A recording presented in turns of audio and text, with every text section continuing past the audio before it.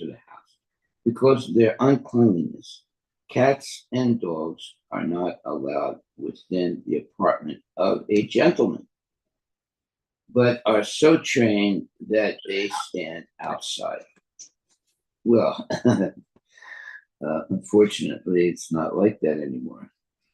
But anyway, the compassionate householder will supply prashada to the dogs and cats who eat outside and then go away.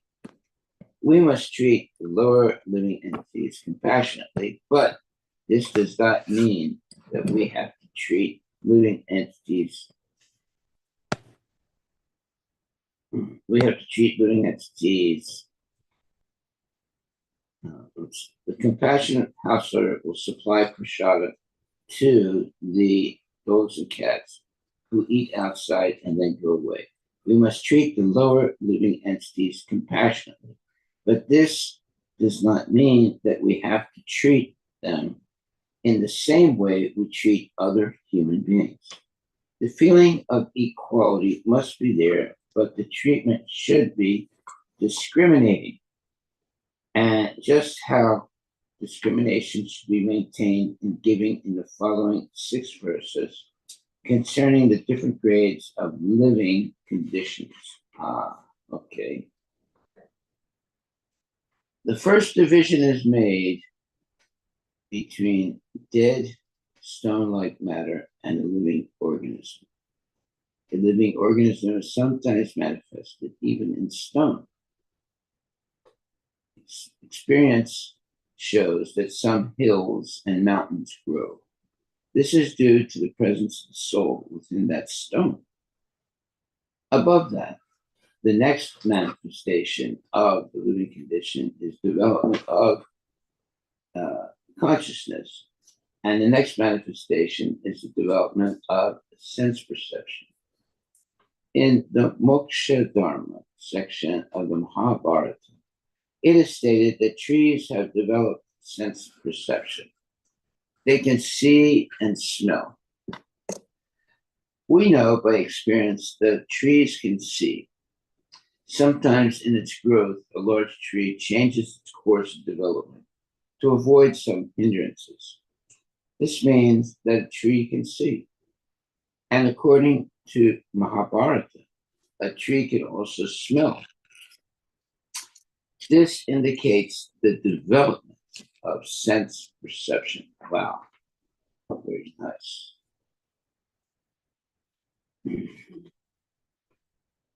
Text 29. Among the living entities who have developed sense perception, those who have developed a sense of taste are better than those who have developed only the sense of touch.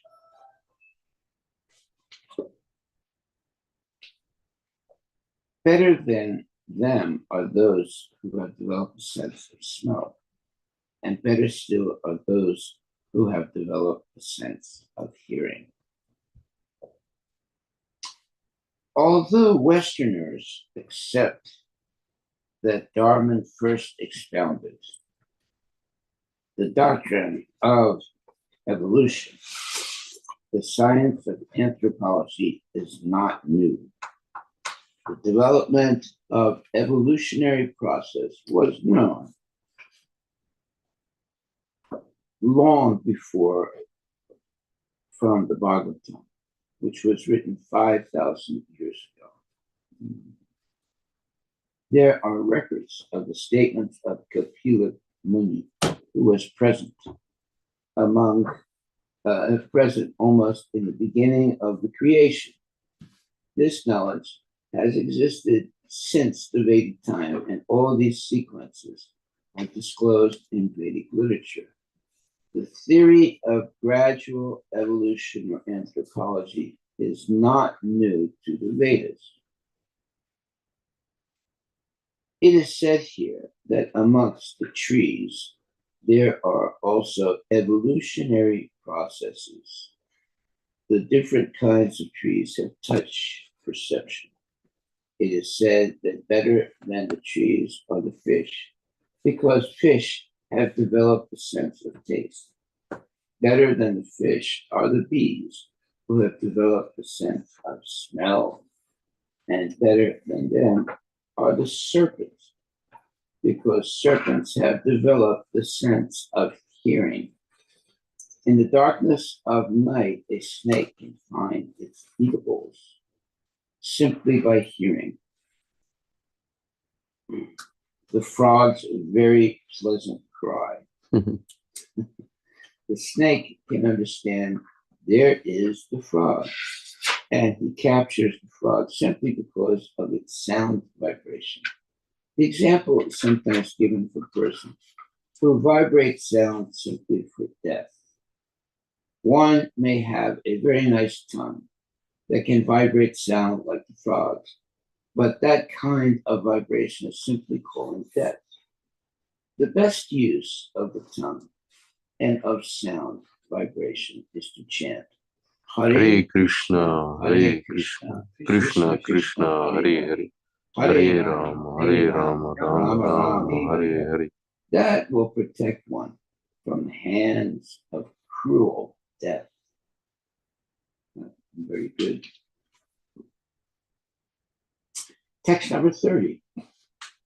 Better than those living entities who can perceive sound are those who can distinguish between one form and another. Better than them are those who have developed upper and lower sets of teeth.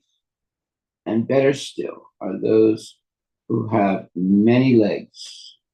Better than them are the quadrupeds, and better still are the human beings.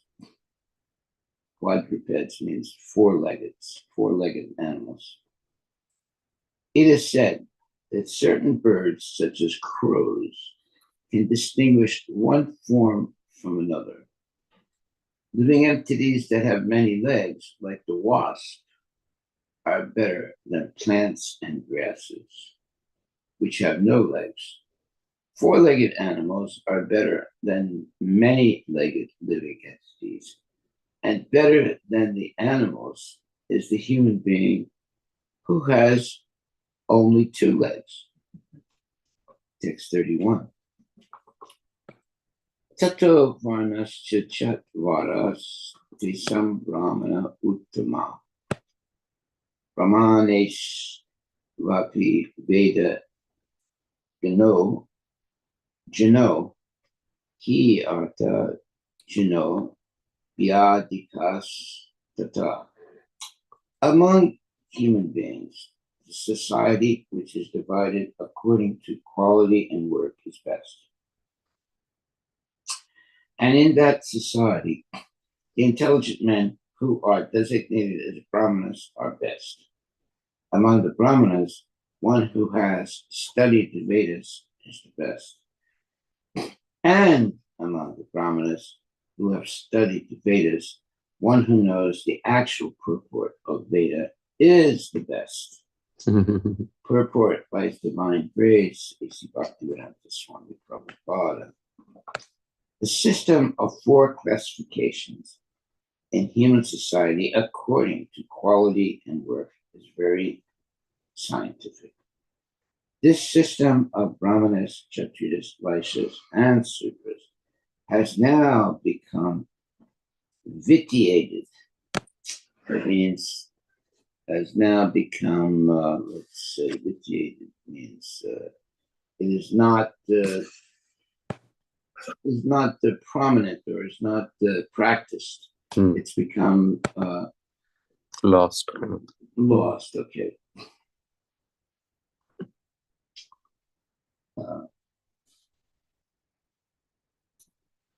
This system of Brahmanas, Kshatriyas, Vaishyas, and Sudras has now become vitiated as the present caste system in India. Yes, I think the right meaning is corrupted, spoiled, or impaired. Right. But it appears that this system has been current a very long time, since it is mentioned in the Srimad Bhagavatam and Bhagavad Gita. Unless there is such a division of the social orders in human society, including the intelligent class, the martial class, the mercantile class, and the laborer class, there is always confusion as to who is to work for what purpose. A person trained to the stage of understanding the absolute truth is a Brahmana. And when such a Brahmana is Veda Gyana, Veda Gna, he understands the purpose of the Veda. The purpose of Veda is to understand the absolute. One who understands the absolute truth in three phases, namely Brahman, Paramatma, and Bhagavan, and who understands the term Bhagavan to mean the Supreme Personality of Godhead, is considered to be the best of the Brahmanas or a Vaishnava. Okay. Better than the Brahmanas who know the purpose of the Vedas is he who can dissipate all doubts. In other words, dissipate, get rid of all doubts. And better than him is one who strictly follows the Brahminical principles. Better than him is one who is liberated from all material contamination. And better than him is a pure devotee who executes devotional service without expectation of reward. Purport by Srila Prabhupada. Artha Gana, Brahmana refers to one who has made a thorough analytical study of the absolute truth and who knows that the absolute truth is realized in three phases, namely Brahman, Paramatma, and Bhagavan. If someone not only has this knowledge, but is able to clear all doubts,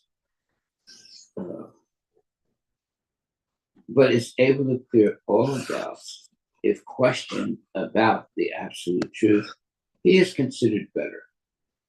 Further, there may be a learned Brahmana Vaishnava who can explain clearly and eradicate all doubts, but if he does not follow the Vaishnava principles, then he is not situated on a higher level. One must be able to clear all doubts and simultaneously be situated in the Brahminical characteristics.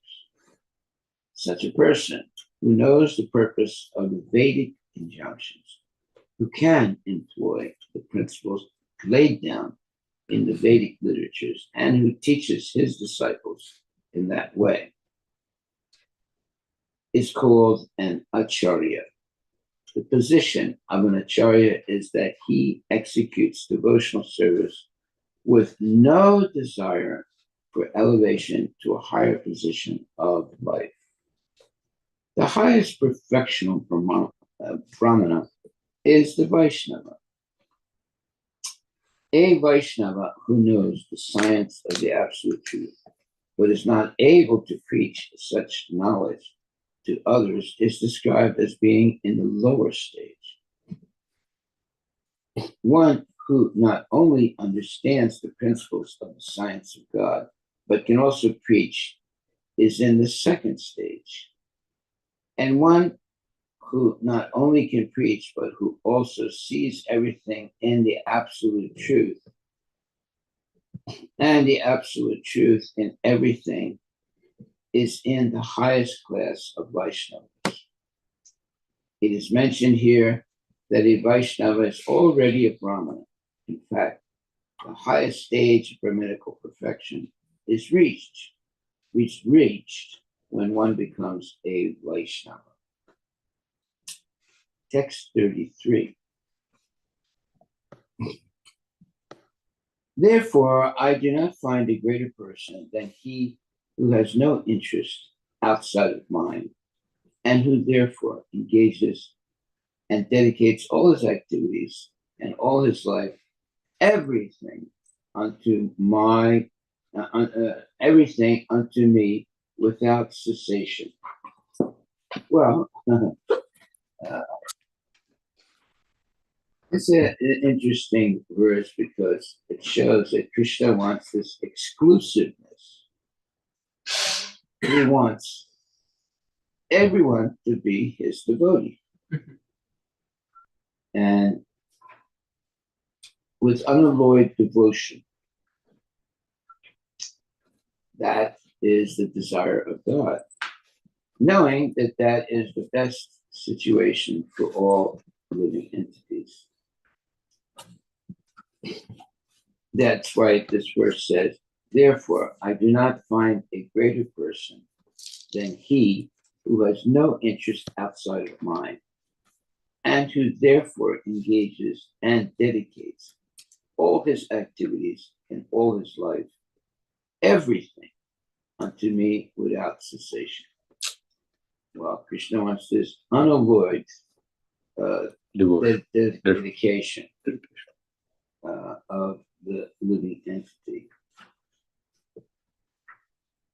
He doesn't like, a wishy-washy person.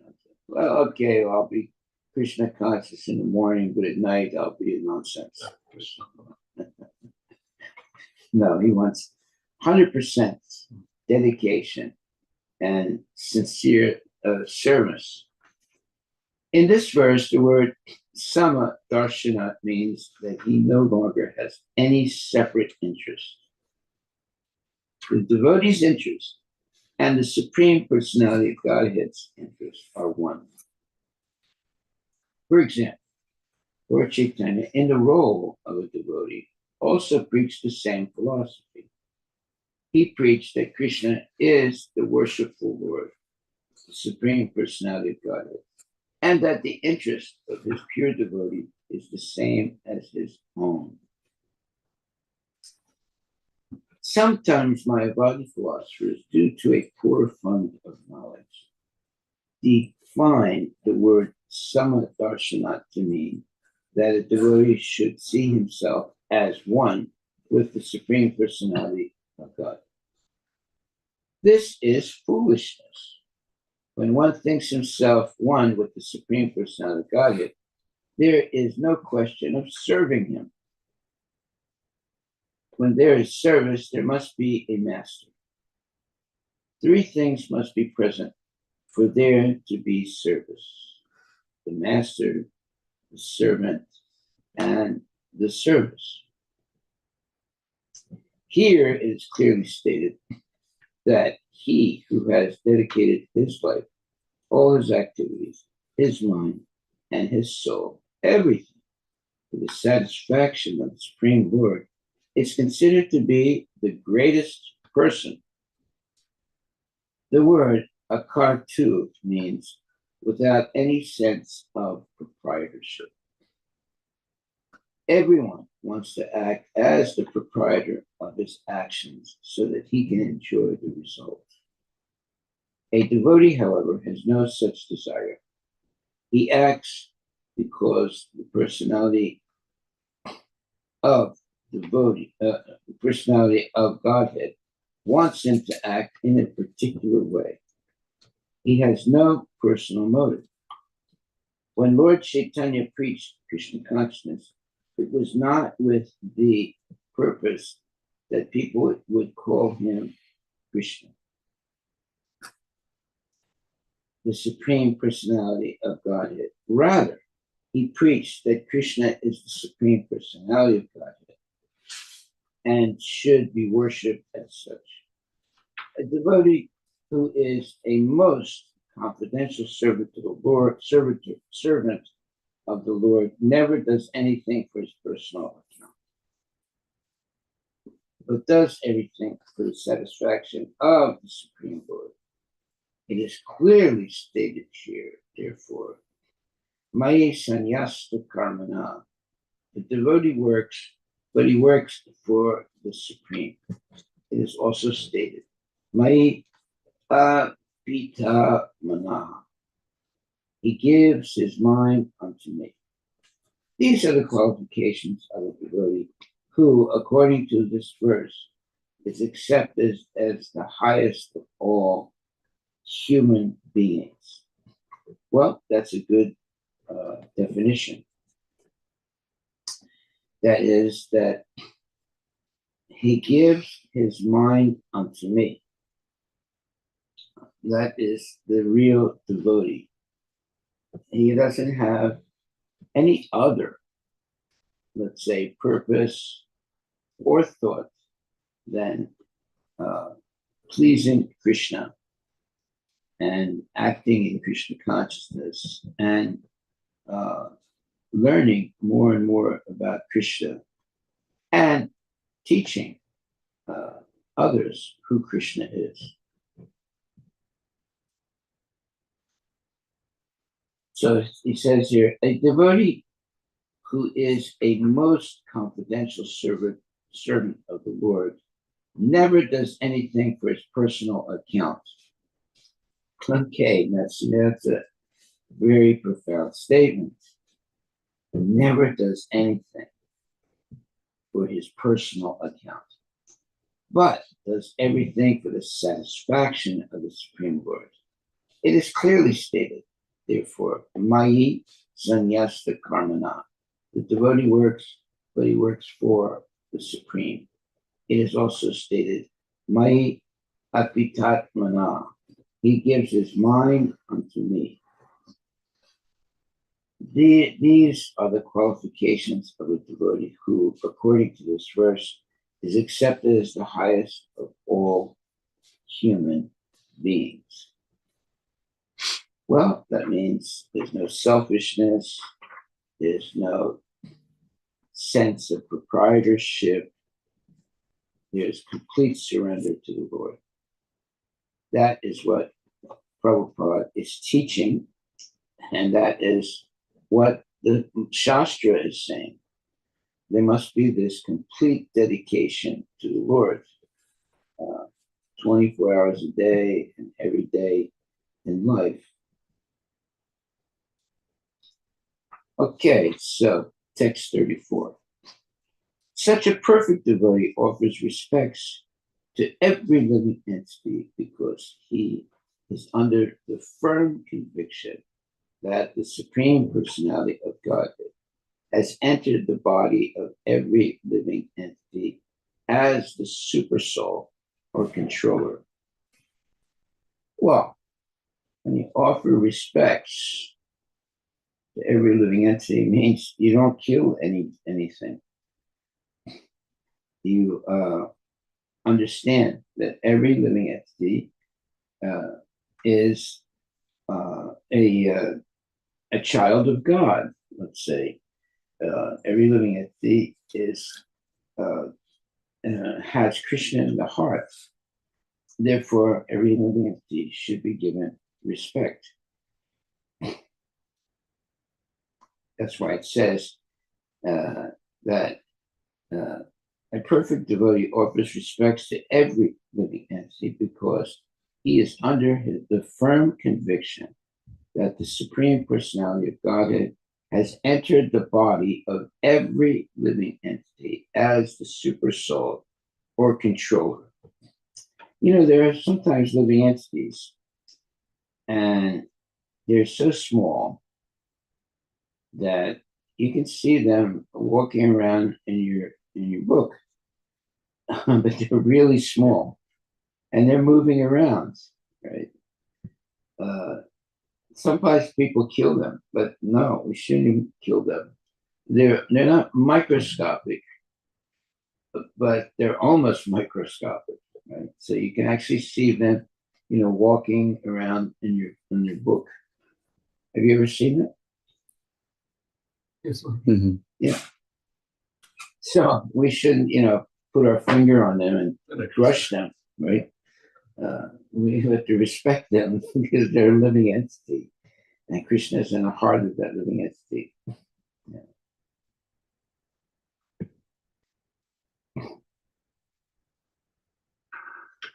Okay, so it says here, this is Canto 3, Chapter 29, Text 34. Such a perfect devotee offers respect to every living entity because he is under the firm conviction that the Supreme Personality Godhead has entered the body of every living entity as the supersoul or controller. And in purport, it says, a perfect devotee, as described above, does not make the mistake of thinking that because the Supreme Personality Godhead as Paramatma has entered into the body of every living entity has become the Supreme Personality of Godhead. This is foolishness. Suppose a person enters into a room. That does not mean that the room has become that person. Similarly, that the Supreme Lord has entered into each of the 8,400,000 particular types of material bodies does not mean that each of these bodies has become the Supreme Lord. Because the Supreme Lord is present, however, a pure devotee accepts each body as the temple of the Lord. Nice statement, the temple of the Lord. And since the devotee offers respect to such temples in full knowledge, he gives respect to every living entity in relationship with the Lord. Mayavadi philosophers wrongly think that because the Supreme Person has entered the body of a poor man, the Supreme Lord has become Daritya Narayana, or poor Narayana. These are all blasphemous statements of atheists and non-devotees. Well, this Daritya Narayana, that means that they think everybody is God, or everybody is God. But no, everybody is not God. But everyone can be godly. So if you think everybody is God, that is sacrilegiousness. That's not correct.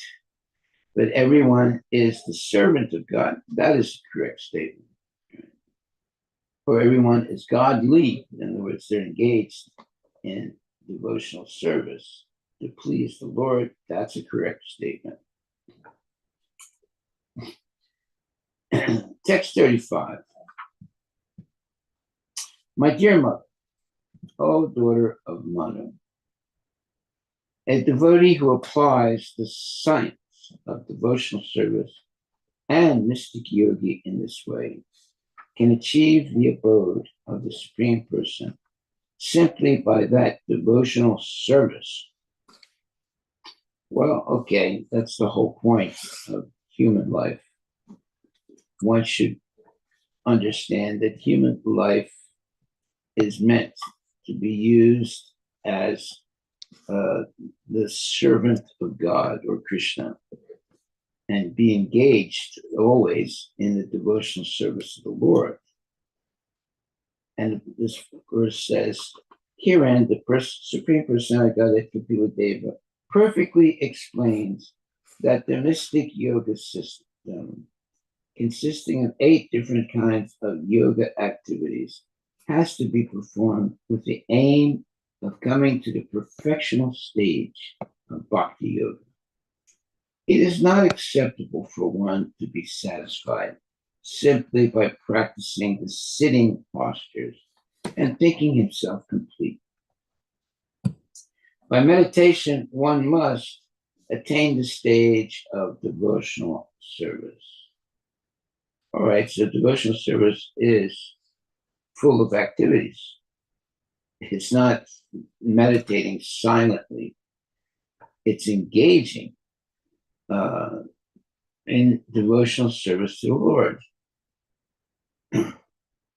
As previously described, a yogi is advised to meditate on the form of Lord Vishnu from point to point, from the ankles to the legs, to the knees, to the thighs, to the chest, to the neck, and in this way, gradually up to the face and then to the ornaments.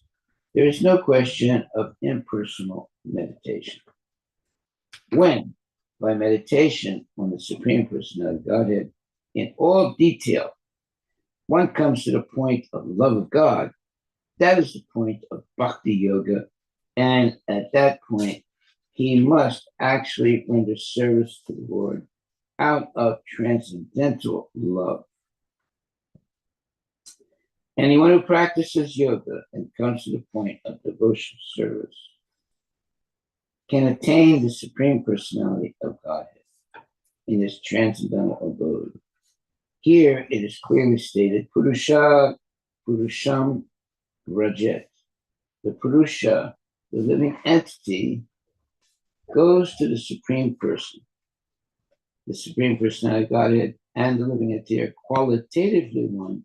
Both are defined as Purusha. The quality of Purusha exists both in the Supreme Godhead and in the living entity. Purusha means enjoyer, and the spirit of enjoyment is present both in the living entity and in the Supreme Lord. The difference is that the quantity of enjoyment is not equal. The living entity cannot experience the same quantity of enjoyment as the Supreme Personality of Godhead. An analogy may be made with a rich man and a poor man. The propensity for enjoyment is present in both, but the poor man cannot enjoy the same quantity as the rich man. When the poor man dovetails his desires with those of the rich man, however, and when there is cooperation between the poor man and the rich man, or between the big and the small man, then the enjoyment is shared equally. That is like bhakti yoga. Purusham rejects. When the living entity enters into the kingdom of God and cooperates with the Supreme Lord by giving him enjoyment, he enjoys the same facility or the same amount of pleasure as the Supreme Personality of Godhead. On the other hand, when the living entity wants to enjoy by imitating the Supreme Personality of Godhead, his desire is called Maya, and it puts him in the material atmosphere. A living entity wants to enjoy on his personal account and not cooperate with the Supreme Lord, is engaged in materialistic life. As soon as he dovetails his enjoyment with the Supreme Personality of Godhead, he is engaged in spiritual life. Okay, so that's an important statement. Dovetails his enjoyment with the Supreme Personality of Godhead. He is engaged in spiritual life. So, if someone is selfish, then they want to enjoy themselves. Right? But when someone is Krishna consciousness, they want to help everybody else become Krishna conscious. So they're not uniquely seeking personal enjoyment. They consider that as something selfish. They want everyone to be Krishna conscious, and they try to help everyone to be Krishna conscious, regardless of their position. Someone might say, so when Prabhupada came to America, the United States, and he was in the lower part of the New York City, the Bowery, and he saw people sleeping in the streets and smoking marijuana or other drugs, not bathing regularly, and so forth. He didn't say, oh, well, these people don't deserve to be Krishna conscious. I'm going back to India. No. Mm-hmm. He had compassion for such people who were basically suffering, not even knowing that they were suffering. So he tried to educate them by chanting Hare Krishna. And Prabhupada says, In the beginning, I just chanted Hare Krishna, Maha Mantra. And that's a fact because he didn't have any money to have a temple and deities and a lot of prasadam and so forth. The only prasadam he had was an apple that he cut into small pieces to share with each one of the devotees that came to his lectures. But that didn't stop him from preaching and doing good to others. And eventually, other people began to realize the uniqueness of Srila Prabhupada. He was a pure devotee. They didn't understand that at first. They didn't even know what it meant to be a pure devotee. But as time went on, they understood because Prabhupada did not discriminate on the basis of the body. Oh, this is a black guy. I'm going to avoid that one. No. Whether one was white, black, green, yellow, whatever color, that didn't matter.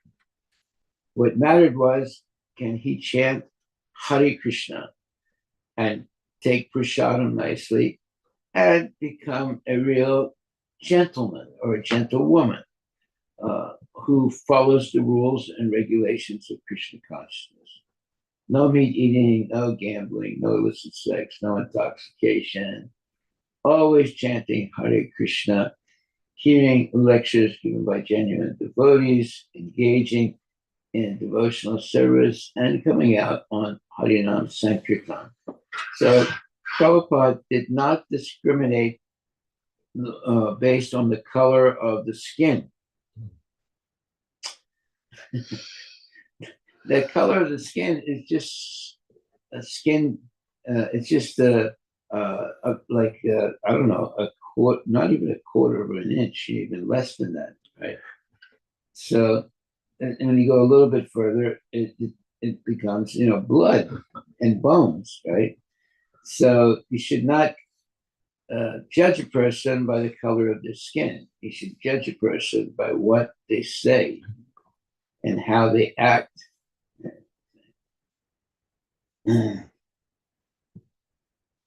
Okay. So Prabhupada gives an example. An analogy may be made with a rich man and a poor man. So this is an example. Analogies is giving an example by which you can understand something. An analogy may be made with a rich man and a poor man. The propensity for enjoyment is present in both. But the poor man cannot enjoy in the same quantity as the rich man. When the poor man dovetails his desires with those of the rich man, however, and when there is cooperation between the poor man and the rich man, or between the big and the small man, then the enjoyment is shared equally. That is like bhakti yoga. Notice the word like. It doesn't mean it's bhakti yoga, but it's like bhakti yoga. Purusham Rajet.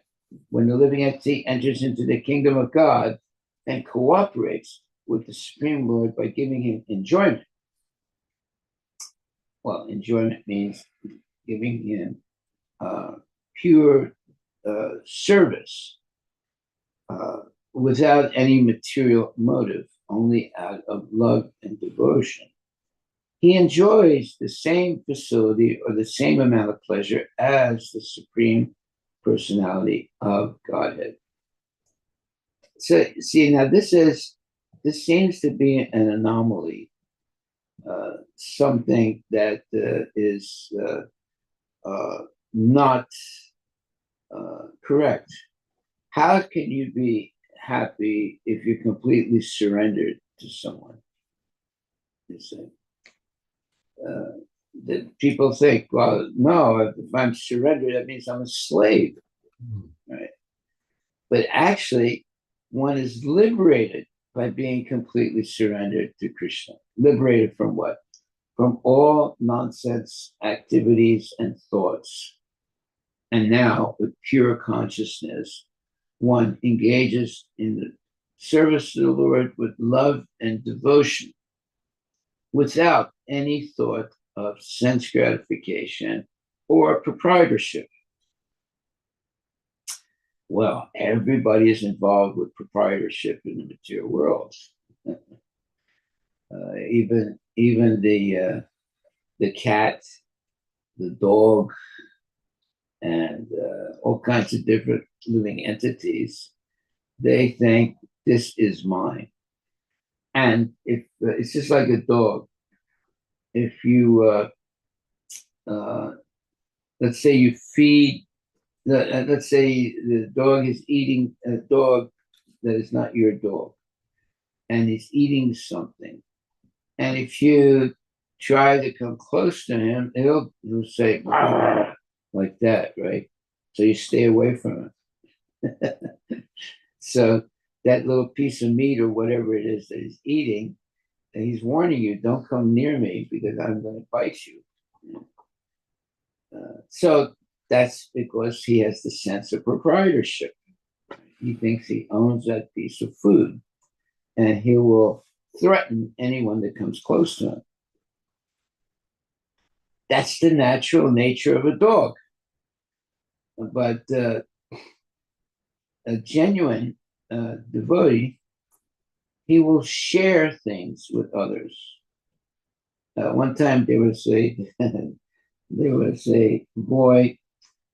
He grew up, and now he was a man, like an adolescent, and he was going to go on a long trip.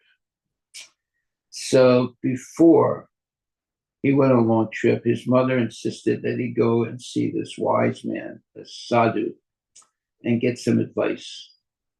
So when he saw the sadhu, he said, well, my mother sent me to talk to you. I am going to go on a long trip to a foreign country. What advice do you have to give me? He said, okay. He said, you should share food with the people that you meet. And you should have a baguette. Baguette is that long bread of,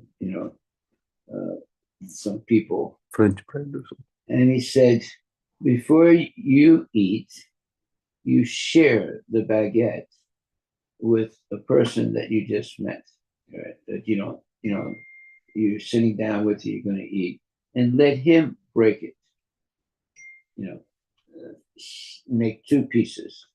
He said, if he always eats the big piece and gives you the smaller piece, avoid that person. Because he's greedy, and he's not really, doesn't really have any real feelings for another person. He wants the bigger piece all the time. So this wise man gave that advice to the boy who was going to go on a long trip, and he was going to be away from his family. So he would encounter many other people, and if he sat down with them to eat, he should let them break the bread. And if they always take the big piece and leave the smaller piece, then don't associate with that person, because they're greedy. Mm-hmm. They're not trustworthy also. Okay, so on the other hand, when the living entity wants to enjoy by imitating the Supreme Personality of Godhead, his desire is called Maya, and it puts him in the material atmosphere,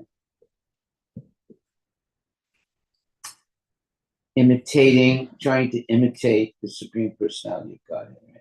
A living entity who wants to enjoy on his personal account and not cooperate with the Supreme Lord is engaged in materialistic life. As soon as he dovetails his enjoyment with the Supreme personality of Godhead, he is engaged in spiritual life.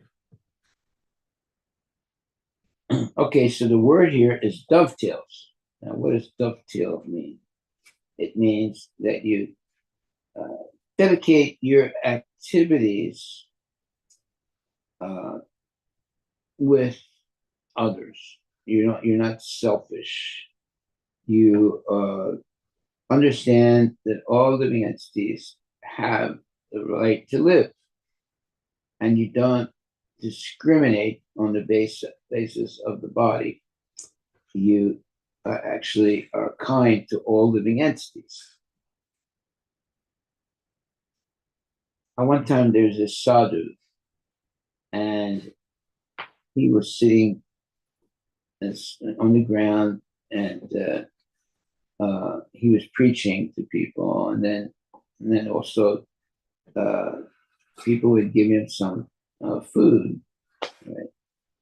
And he was eating the food, but there was a dog who was inching, on four legs, coming closer to the food.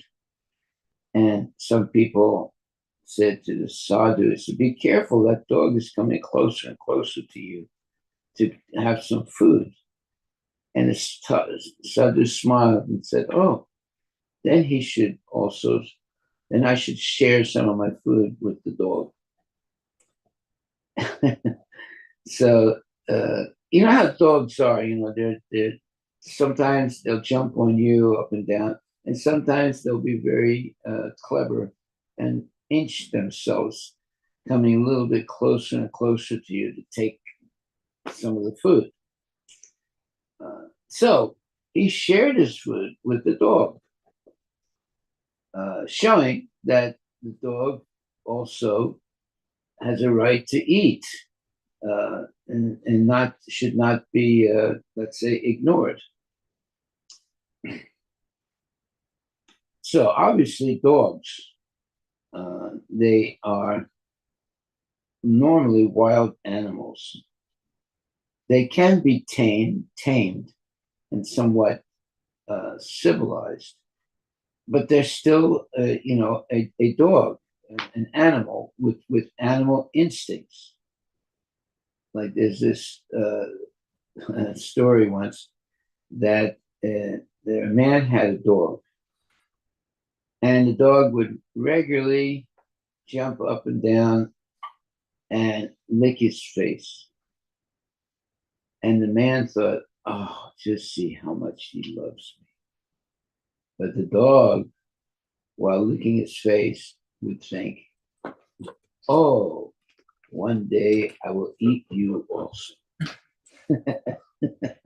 So he was getting the taste of the face of the man. Right? The man thinks it's the dog showing his love, but no, the dog is getting the taste, and one day he'll eat his master. And that happens also. If someone dies, the dog is, he's a dog. He's like an animal. He is an animal, and he has instincts. So if there's not anything else to eat, he'll eat his master, when the master dies, So, therefore, we should, by the way, never keep a dog in the house. That's like the worst thing you can do, because your house will smell like a dog. Of course, you will not notice it anymore. You get used to that smell, right? But anybody coming to your house, will immediately get the smell of the dog, But the person who has a dog, they're not cognizant of the smell anymore. They got used to it, so they think it's normal, but it's not. Yeah, I knew this one lady who was a devotee or an initiated devotee, but she had a dog. And as soon as you would enter her house, you would smell the dog, right? Even if you didn't see the dog, you would still smell the dog. Right? But she did not notice that. It became normal because she was living with the dog all the time, right? The dogs definitely have particular smells. And I told her, I said, you shouldn't keep the dog in the house. And she said, why not? I said, well, he contaminates the whole house. And she didn't like that, you know. So, and I said, okay, I won't say anything else to this lady because she's completely ignorant.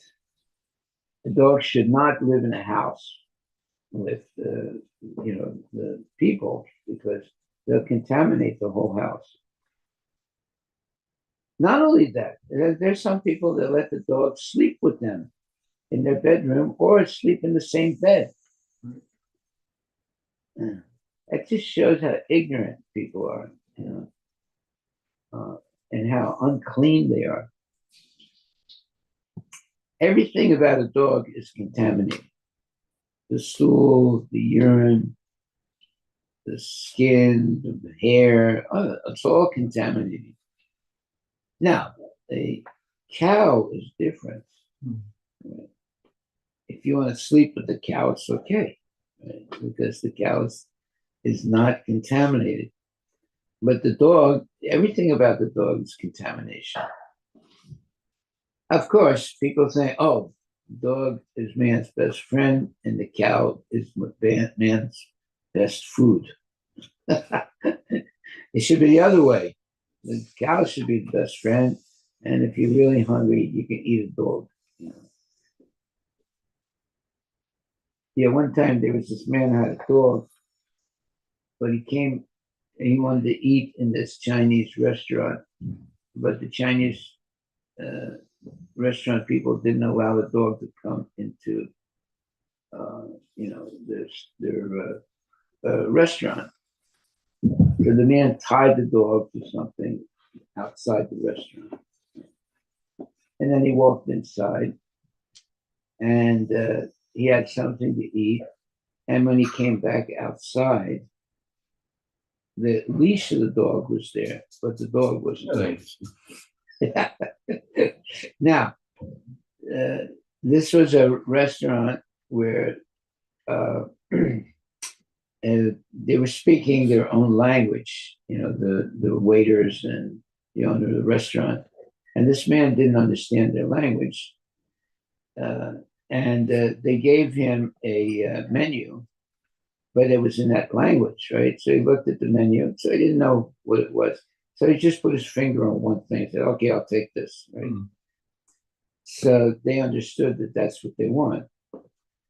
So they brought him, this nice meat, and he ate it, and it was really good, right?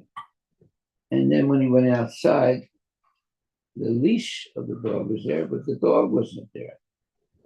So, he was really confused, what happened. And then he went back into the restaurant and said, did you see my dog? Right? So they didn't really understand what he was saying. So eventually, someone else was there that could understand, and they said, "Well, we thought you wanted us to cook the dog and offer it to you."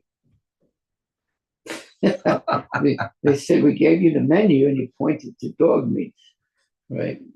So he couldn't read the menu, right? It was in the language of the restaurant guys. He just put his finger on something and said, give me this. So when he went outside after, enjoying his meal, there was the leash, but the dog wasn't there. And then because they thought he wanted to eat the dog.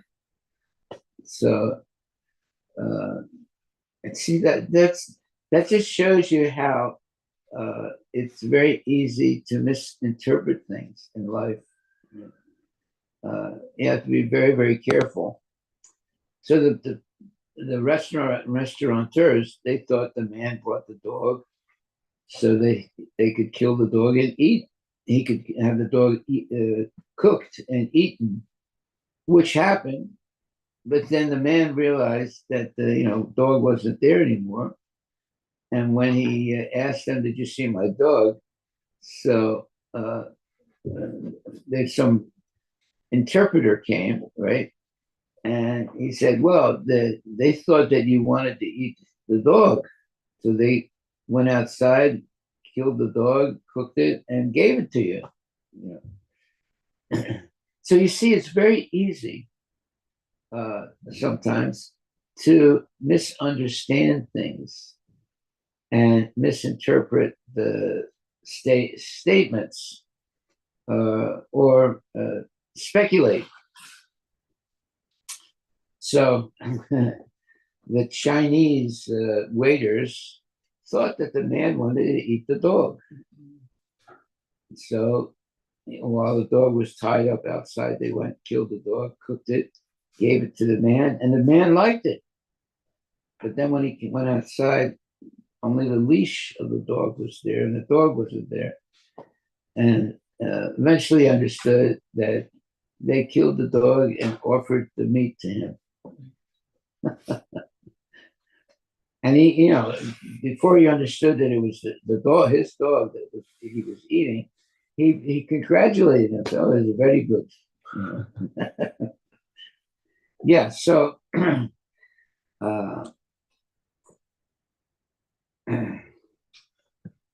a living entity, this is the takeaway, a living entity who wants to enjoy on his personal account and not cooperate with the Supreme Lord is engaged in materialistic life. As soon as he dovetails his enjoyment with the Supreme Personality of Godhead, he is engaged in spiritual life. An example may be cited here. The different limbs of the body cannot enjoy life independently. They must cooperate with the whole body and supply food to the stomach. In so doing, all the different parts of the body enjoy equally in cooperation with the whole body. That is the philosophy of Achintya Veda Abheda, simultaneously oneness and difference. The living entity cannot enjoy life in opposition to the Supreme Lord. He has to dovetail his activities with the Lord by practicing Bhakti Yoga. What is Bhakti Yoga? It's the yoga of service to please the Lord. So when you engage in the service of pleasing the Lord, then that is the philosophy of Achintya Veda Abheda, simultaneous oneness and difference. The living entity cannot enjoy life in opposition to the Supreme Lord.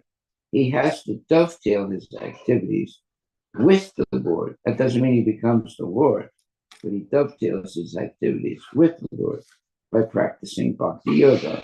And Bhakti Yoga means devotional service. It is said herein that one can approach the Supreme Personality of Godhead by either the yoga process or the bhakti process. This indicates that factually there's no difference between yoga and bhakti yoga. What does yoga mean? Yoga, the definition of the word yoga, the real definition, not the fake definition that's given in the dictionary. The real definition is connecting with Krishna, connecting with God. That's what real yoga is. But if you look up the definition of yoga in dictionary, it gives you a different definition. So, factually, there is no difference between yoga and bhakti yoga because the target of both is Vishnu. In the modern age, however, a yoga process has been manufactured which aims at something void and impersonal. Actually, yoga means meditation on the form of Lord Vishnu. If the yoga practice is actually performed according to the standard direction, there is no difference between yoga and bhakti yoga. You see, so therefore, like even here in what Prabhupada is saying, people have given the wrong definition of yoga. They think it's some kind of gymnastic exercise, for the health well-being of the body. That has nothing to do with yoga. Yoga means connecting to Krishna. And the way to connect to Krishna is through devotional service. That's real yoga. But if you look up the definition of yoga, they'll explain it in a different way. That has nothing to do with connecting with Krishna or becoming the eternal servant of the Lord. They'll talk about how, through breathing exercises it improves your health and this thing and that thing, but not the real thing, which is connecting to Krishna through love and devotion and becoming a genuine devotee of the Lord. Understanding that everything belongs to the Lord. Therefore, everything should be used correctly in the service of the Lord. That is never stated in the dictionary definition of yoga. You can learn it, look it up now. What is the definition of yoga according to the dictionary? Take a look at it. What does it say? We've done this before. It says a Hindu spiritual. Right there, that's wrong. It's not Hindu, but go ahead. A Hindu spiritual and ascetic discipline. That means that you're performing the tapasya. Yeah. A part of which are including breath control, simple meditation, and the adoption of specific bodily postures, Right. is widely practiced for health and relaxation.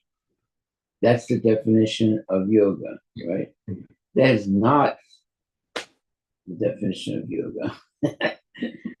The real meaning of the word yoga is connecting with Krishna. They don't mention Krishna at all there. They're just talking about the body. So you can see how there are many misleading definitions, even in the dictionary. Yeah, because the people who write the dictionary are not devotees. So they come up with these wrong definitions. Okay.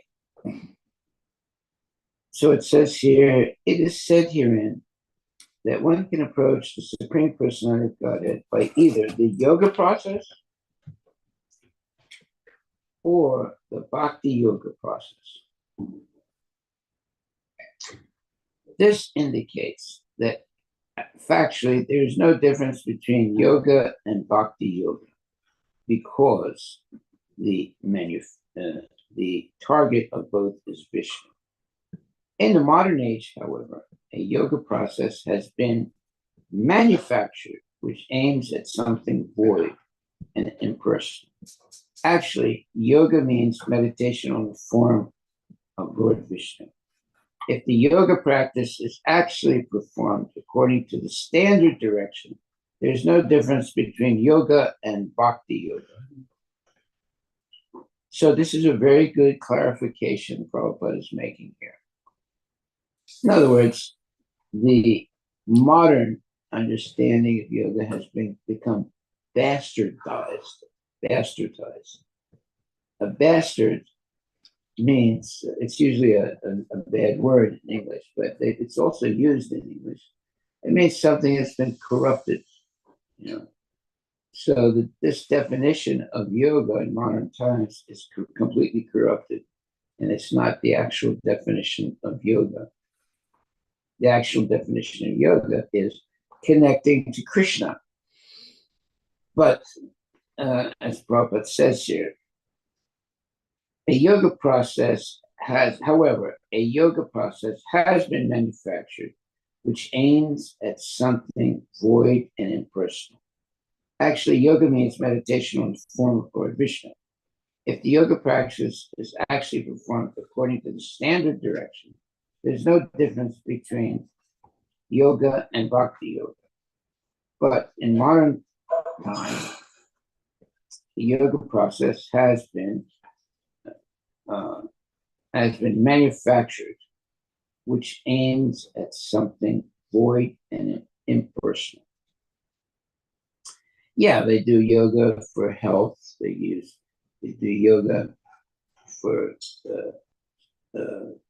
having better sex. They use yoga for this, yoga for that. But it's not yoga, it's boga. They're not even coming close to the meaning of yoga. Yoga means you connect with Krishna through devotional service. That's not the understanding of yoga today. Even the book, the dictionary definition of yoga is not correct. It's not a physical exercise for peace or happiness or meditation of this thing or that thing. Okay, so see, this is the problem. You can read the dictionary, and sometimes the definitions are completely misleading and wrong. Therefore, you have to read the Srimad Bhagavatam to get the proper definitions of these words. Okay, so I think we can stop right there. Are there any questions? And our takeaway today is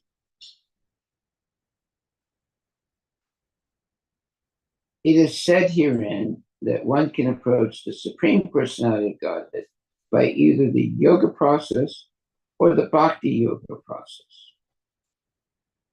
This indicates that factually there's no difference between yoga and bhakti yoga because the target of both is Vishnu.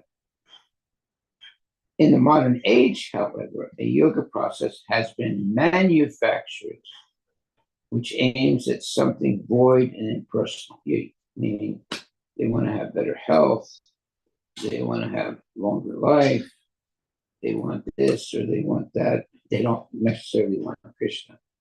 Actually, yoga means meditation on the form of Lord Vishnu. Well, in many yoga schools, they clearly say in their statements to new people that this is not a spiritual activity. It's an activity to improve your breathing and your health and this and that, but it has nothing to do with spirituality. They actually say that when you take up their type of yoga practice. Yeah, like for example, you have Mayavadis that perform yoga. You have all kinds of people that go to yoga schools and learn yoga, but their yoga has nothing to do with the real definition of the word. They're doing it for health, for well-being, getting stronger, or whatever. So that's not real yoga. That's why Prabhupada says here, however, a yoga process has been manufactured that aims at something void and impersonal. Yeah, that means, you want to make your body stronger or healthier or something like that. Actually, yoga means meditation on the form of Lord Vishnu. Well, do they teach that in the yoga schools today? They don't teach that in the yoga schools. If the yoga practice is actually performed according to the standard direction, there's no difference between yoga and bhakti yoga. What is bhakti yoga? It means you're meditating always on Krishna and engaging in the service of the Lord. You're not just meditating, you're also engaging in the service of the Lord. That is bhakti yoga. So it says, when the poor man dovetails his desires with those of the rich man, however, and when there is cooperation between the poor man and the rich man, or between the big and the small man, then the enjoyment is shared equally. that is like bhakti yoga.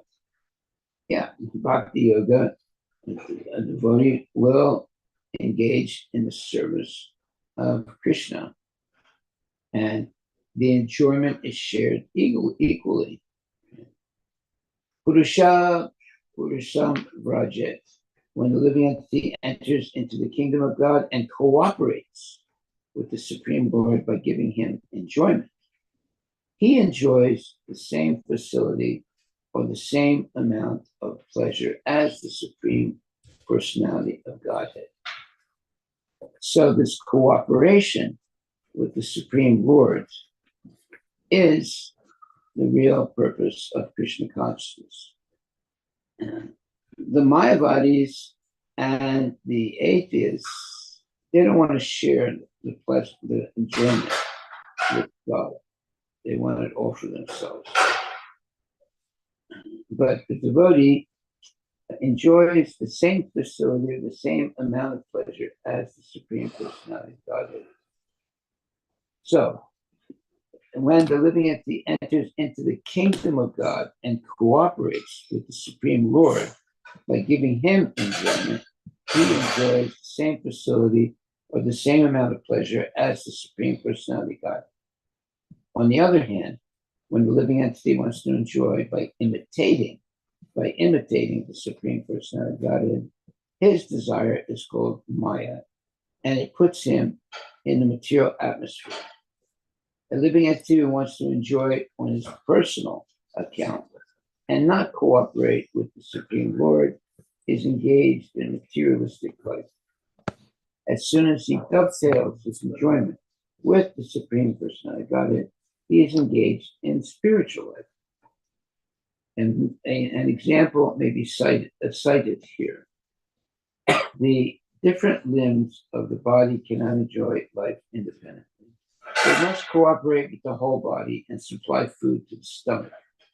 In so doing, all the different parts of the body enjoy equally in cooperation with the whole body. That is the philosophy of Achintya, Veda, Aveda. Means Achintya Veda. Veda means that one is connected to the Lord without being the Lord, without trying to be the Lord. They connect through devotional service. So it is, in other words, it says, Achintya Veda Aveda Tattva. So Veda Aveda means oneness, but still maintaining individuality. It's not that you become the Lord. Okay.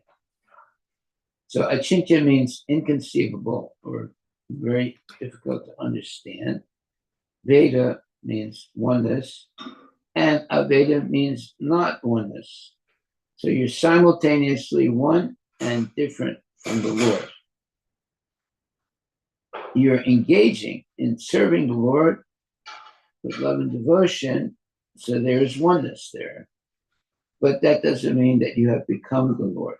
That's why it says Veda Aveda. Oneness and difference. And the inconceivable oneness and difference. So we are one with the Lord, and simultaneously we're different than the Lord. That means we are serving the Lord with love and devotion. That means oneness. But at the same time, we are serving the Lord with the understanding that we are the servant of the Lord and we don't become the Lord at any time. So this Achintya Veda Aveda. Veda means one and Aveda means not one. And Achintya means inconceivable.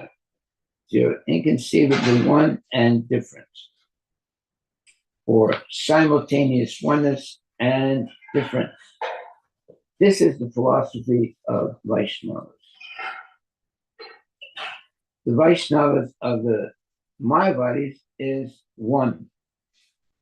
The Vaishnavas and the philosophy of the Vaishnavas is one and simultaneously different.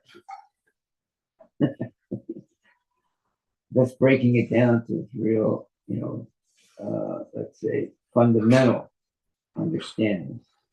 The Mayavadis want to become one with God. That means they become God, or they think they become God.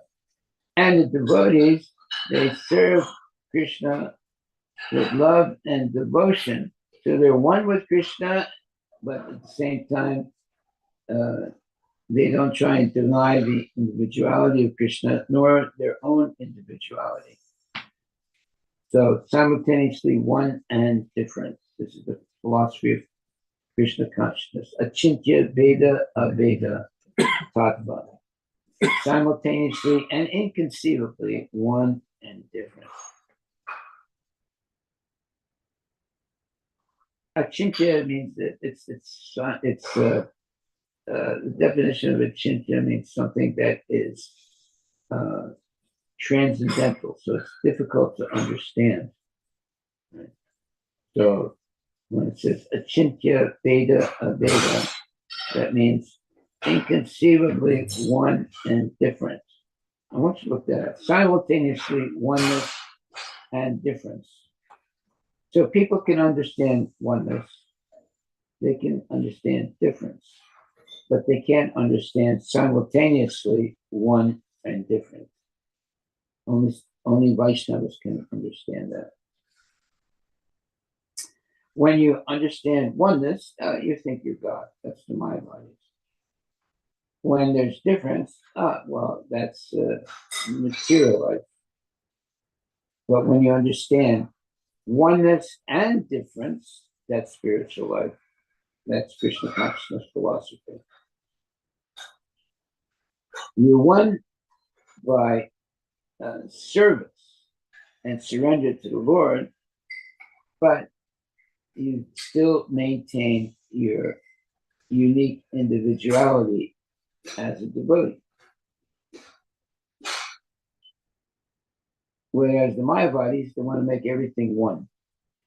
The devotees are achintya Veda Aveda Tattva, simultaneously and inconceivably one and different. So we're one by serving the Lord, but we do not lose our individuality. But our individuality becomes purified by service to the Lord.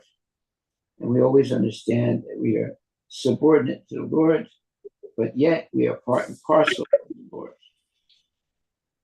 So we're not separated, but we're never equal to the Lord. That's why we engage in devotional service. Hare Krishna Maharaj, Yes. please accept my humble obeisances. All glories to Srila Prabhupada. So Maharaj, for this Achintya Bheda Abheda, so for this philosophy, but the Mayavadi is suppose, how do we defend when they give kind of example like ocean? Like we say that ocean and we are part of parcel, like the drop, right? So we have same, qualitatively same, but not the quantitatively same, not different. Means that we are different in quantity, but qualitatively same in that context.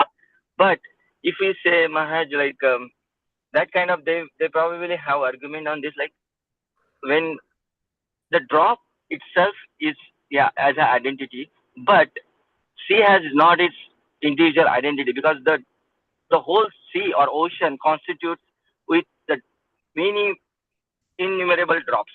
So if we have different, I mean, what I'm trying to say, all collectively come together and we call it as ocean, or right, ocean. But individual drop collectively come together. So individual drop has its own identity, but ocean doesn't have its own identity. But collectively, it becomes then as an identity of ocean. So if that kind of argument, so how do we defend that thing? Well, when there's fish in the ocean, when it's swimming underneath the surface of the ocean, you think it's one, right? And then it will jump up out of the ocean. out of the water, right? And then you say, "Oh no, that's a fish," you know. Then it jumps back in the water and disappears. You think, "Oh, now it's become one." So the Mayavadis, they only think of the living entity as being one with the ocean.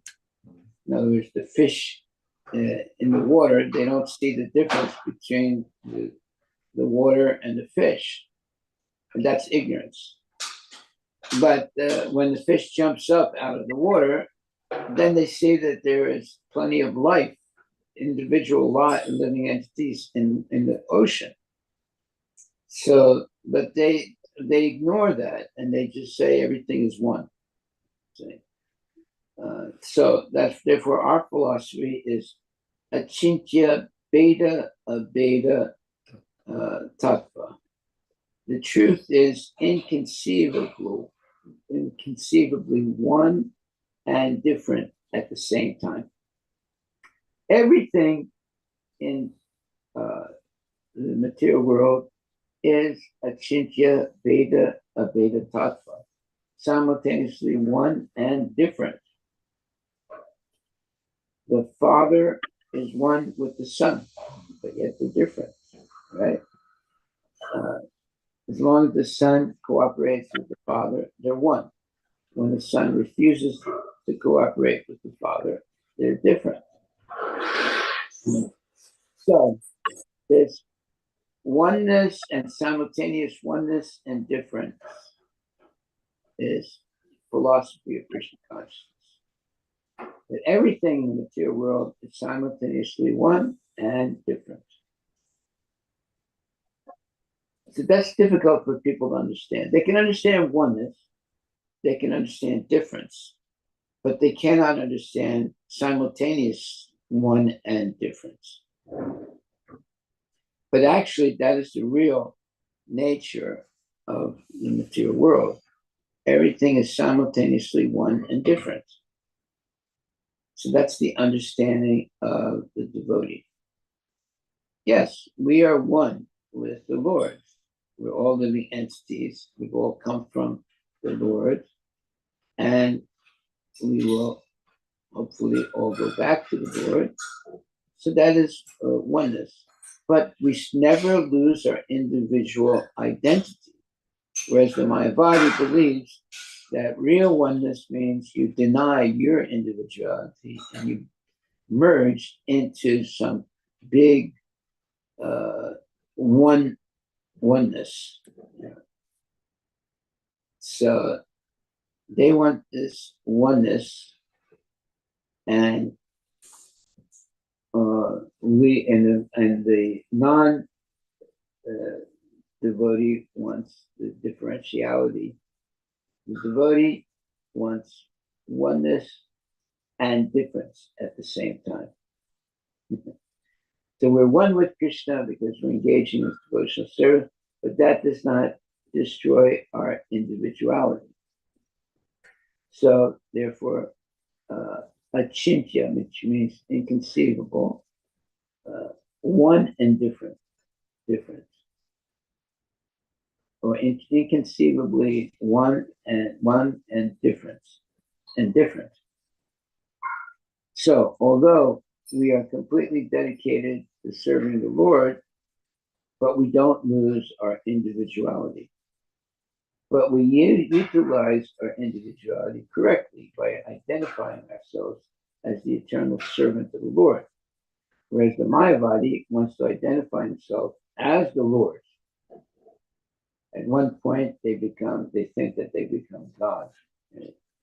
But the devotee always maintains the difference between God and the living entity. But there are similarities also.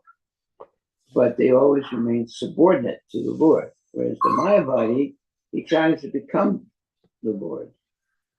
And therefore, oftentimes the Mayavadis will refer to each other as the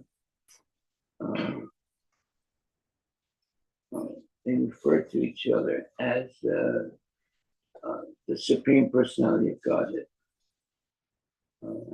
what's the word? When they talk with each other, they refer to each other as Narayana. what? They are Narayan. Narayan. Yes, Narayan. That's right.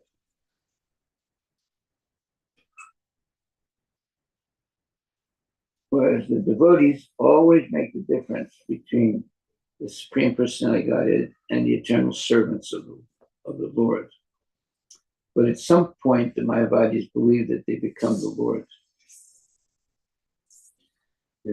Time check, Maharaj. What? It's about 8 o'clock. Yeah, okay.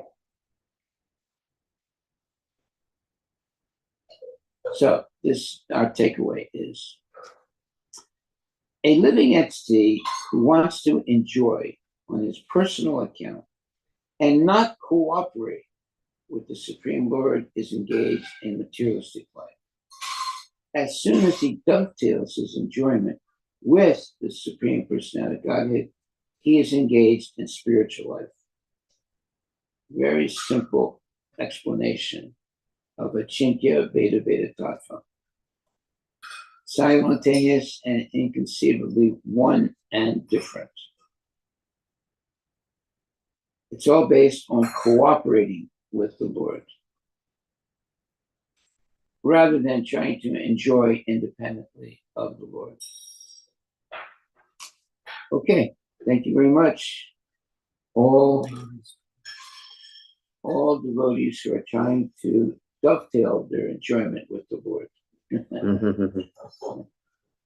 And all of you who are trying to avoid dovetailing enjoyment with the Lord and they want to selfishly just enjoy by themselves, well, good luck, because you're going to be a failure in life. Hare Krishna, Krishna Krishna, Hare Hare, Hare Rama, Hare Rama. There's a saying in English that says that, a man who owns a house is king of the house. But that's not Krishna consciousness. For a devotee, the deity in the house is the king, and everybody is serving the deity. But the normal nonsense understanding is that the man who owns the house is the king of the house. Why don't you look the king of the house?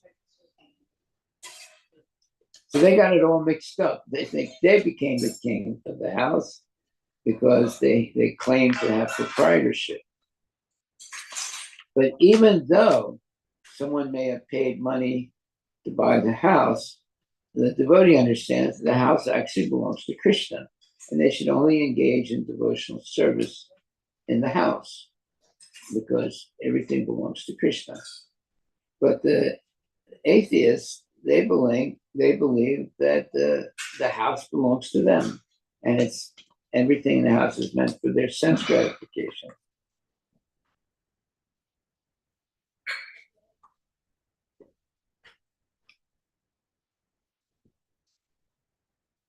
What does it say? It's not coming. Not coming. It's about 8-6 work day for lots of people. What? It's a work day for lots of people. Yeah, okay. So we'll probably have to wrap it. Okay. We'll continue tomorrow. Did you find? Instruction. When the living entity wants to enjoy by imitating the Supreme Personality Godhead, his desire is called Maya, and it puts him in the material atmosphere. A living entity who wants to enjoy on his personal account and not cooperate with the Supreme Lord is engaged in materialistic life. As soon as he dovetails his enjoyment with the Supreme Personality Godhead, he is engaged in spiritual life. That's our takeaway with today. Haribol.